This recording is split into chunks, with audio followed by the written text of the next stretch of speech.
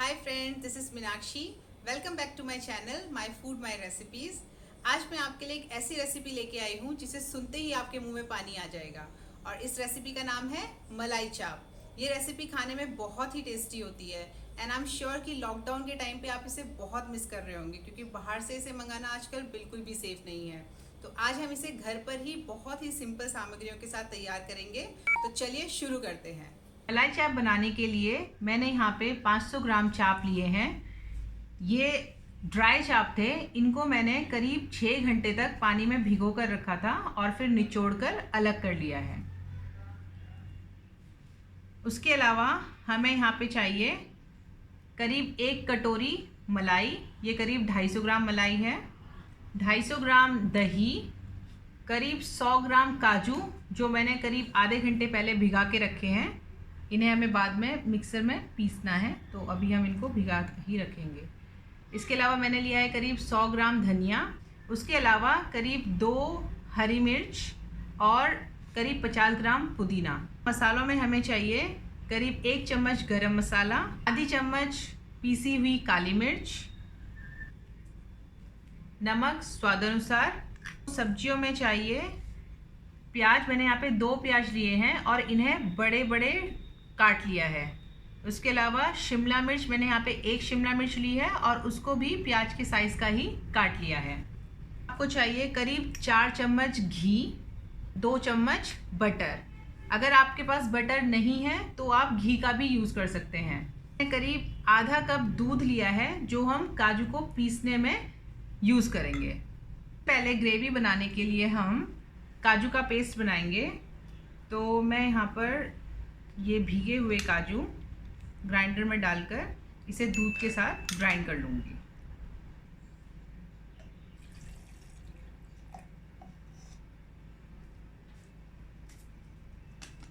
हमारा काजू का पेस्ट तैयार हो गया है। हम इसे एक बोल में ट्रांसफ़र कर लेते हैं। इसे मैं इस बोल में ट्रांसफ़र कर रही हूँ।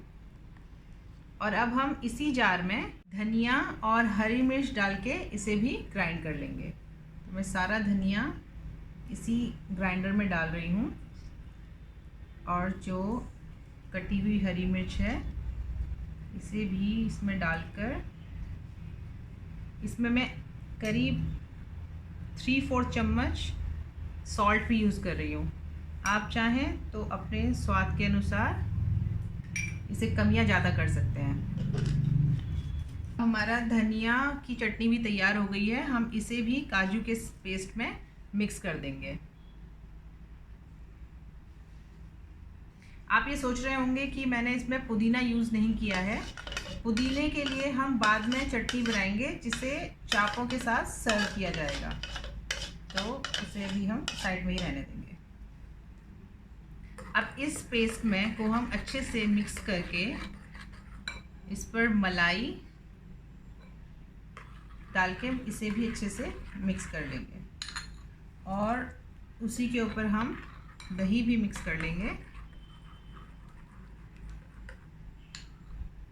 और इन सब चीज़ों को अच्छे से चला लेंगे। ये सारा मिश्रण मिक्स होने के बाद इसमें आप करीब आधा चम्मच गरम मसाला डालिए और आधी चम्मच काली मिर्च का पाउडर भी इसमें डाल लीजिए और इन सभी चीज़ों को बहुत अच्छे से चला लीजिए। अब ये सारी जो ग्रेवी है एकदम रेडी हो चुकी है। अब हमें इस पे जो हमारे चापे हैं उन्हें डिप करके रखना है फॉर एटलीस्ट 1 घंटे के लिए।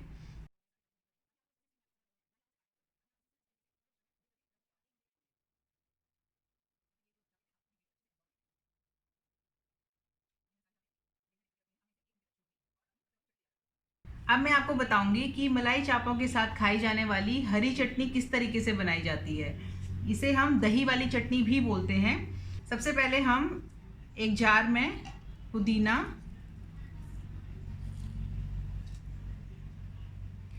हरा धनिया और हरी मिर्च डालकर इसे थोड़े से पानी की सहायता से ग्राइंड कर लेंगे। इसमें आप थोड़ा सा पानी ऐड कर लें और यहीं पर आप सॉल्ट भी ऐड कर लें। मैं करीब आधा चम्मच सॉल्ट इसमें ले रही हूँ, क्योंकि इसे में हम दही भी मिलाएंगे तो फिर सॉल्ट का टेस्ट थोड़ा और कम हो जाएगा। आप एक बार और से अच्छे से ग्राइंड कर लीजिए।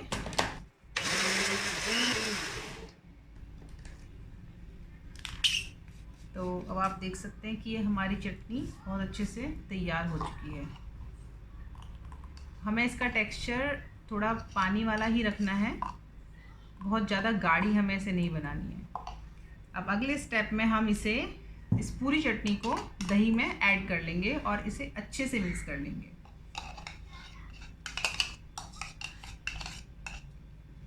आपको यहाँ पे एक चीज़ का बहुत ज़्यादा ध्यान रखना है। आपने कई जगह देखा होगा, किसी और चैनल में अगर आपने देखा होगा कि कई लोग इसे दही को भी साथ में ही चटनी के मिक्स कर लेते हैं, ग्राइंड कर लेते हैं एक्चुअली। लेकिन हमें इस चटनी को बिल्कुल भी दही के साथ ग्राइंड नहीं करना है। आपको हमेशा चटनी पीसने के बाद इसे कटोरी में दही के साथ मिलाकर अच्छे से मिक्स करना है। तो ये दही अच्छे से इस चटनी में मिक्स हो गई है और ये खाने के लिए बिल्कुल तैयार है। तो we will just wait for another half an hour, तब हम चापों को एक बार फ्राई कर लेंगे।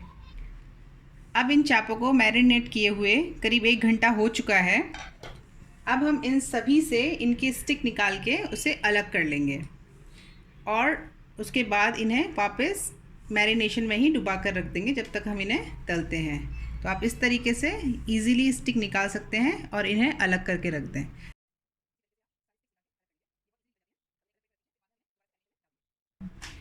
अब हम गैस ऑन कर लेते हैं और मीडियम फ्लेम में से रखकर इसमें सबसे पहले मैं 1 चम्मच घी डाल रही हूँ।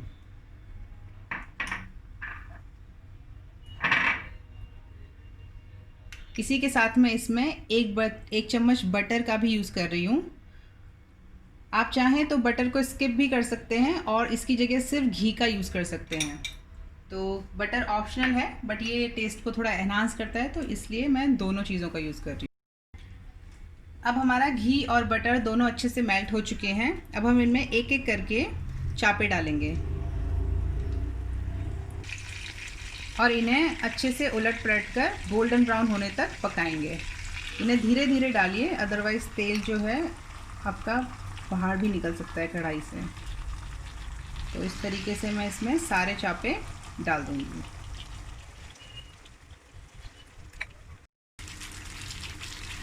अब ये एक तरफ से हल्के पक गए हैं, हम इन्हें थोड़ा पलट लेते हैं और दूसरी तरफ से भी पका लेते हैं। ये देखिए हल्के गोल्डन ब्राउन हो चुके हैं।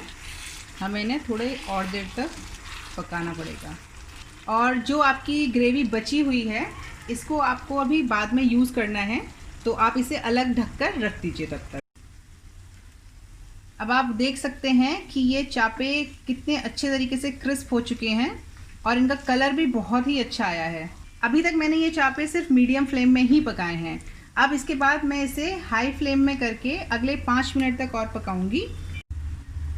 अब ये चापे अच्छी तरीके से पक चुके हैं। अब हम गैस ऑफ कर देंगे और इन्हें एक अलग प्लेट में निकाल लेंगे। ये देखिए ये बहुत ही अच्छे तरीके से पक चुके हैं। अब हमने सारे चापे अलग निकाल लिए हैं। अब हम इसी कढ़ाई में मीडियम फ्लेम में इस घी को थोड़ा और गर्म होने देंगे और जो बचा हुआ घी है वो भी इसमें मिक्स कर देंगे। तो मेरे पास यहाँ 1 चम्मच घी बचा हुआ था, मैं उसे कढ़ाई में डाल रही हूँ। अब ये घी गर्म हो चुका है। अब हम इसमें पहले से काटे हुए शिमला मिर्च और प्याज मिक्स करेंगे। तो पहले हम इसमें शिमला मिर्च पकाएंगे, तो मैं शिमला मिर्च इसमें डाल रही हूँ।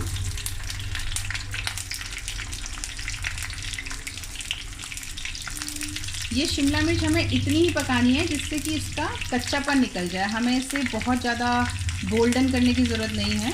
तो जस्ट 2 से 3 मिनट में ये अच्छे से पक जाएगी। अब शिमला मिर्च को पकाते हुए करीब 3 मिनट हो चुके हैं। अब मैं इसमें प्याज ऐड कर रही हूँ। अब प्याज को भी आपने उतना ही पकाना है कि जिससे इसका कच्चापन निकल जाए। तो ये भी हमारे अगले 5 मिनट में पक जाएंगे। अब जब तक हमारे ये सब्जियां पक रही हैं तब तक हम इन चापों को कैंची या चाकू की सहायता से छोटे छोटे टुकड़ों में काट लेंगे। अब हमारी सब्जियां अच्छे से पक चुकी हैं। आप देख सकते हैं कि इनका सिर्फ कच्चापन गया है, इनका कलर बहुत ज़्यादा चेंज नहीं हुआ है। तो अब हम इसमें अपने कटे हुए चापों को मिक्स करेंगे। मैंने इन्हें कैंची की सहायता से काटा है।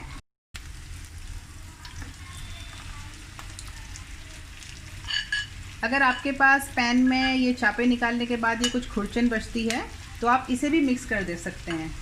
इसे आपको फेंकने की कोई भी ज़रूरत नहीं है। अब आप इन सारी चीज़ों को अच्छे से मिक्स कर लें एक दूसरे के साथ और जस्ट 5 मिनट तक पकने दें। अब ये सारी चीज़ें अच्छे से एक दूसरे के साथ मिक्स हो गई हैं। अब हमारा लास्ट स्टेप बचा है इस रेसिपी का, जो है इसमें ग्रेवी मिक्स करना। तो ये सारी ग्रेवी हम इसके ऊपर मिक्स कर देंगे।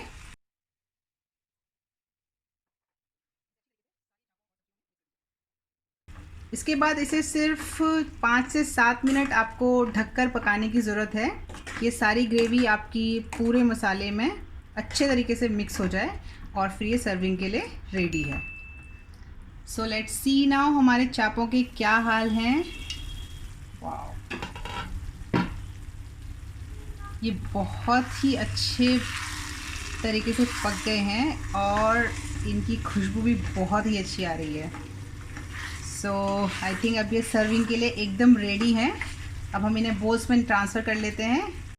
अब मैंने ये मलाई चाप एक सर्विंग बोल में ट्रांसफ़र कर लिए हैं और आप देख सकते हैं ये देखने में भी बहुत खूबसूरत लग रहे हैं और ये खाने में भी बहुत टेस्टी होंगे।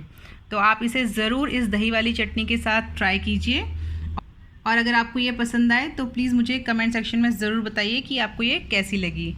प्लीज़ जितना ज़्यादा हो सके मेरे चैनल को सब्सक्राइब कीजिए, अपने फैमिली और फ्रेंड्स के साथ शेयर कीजिए।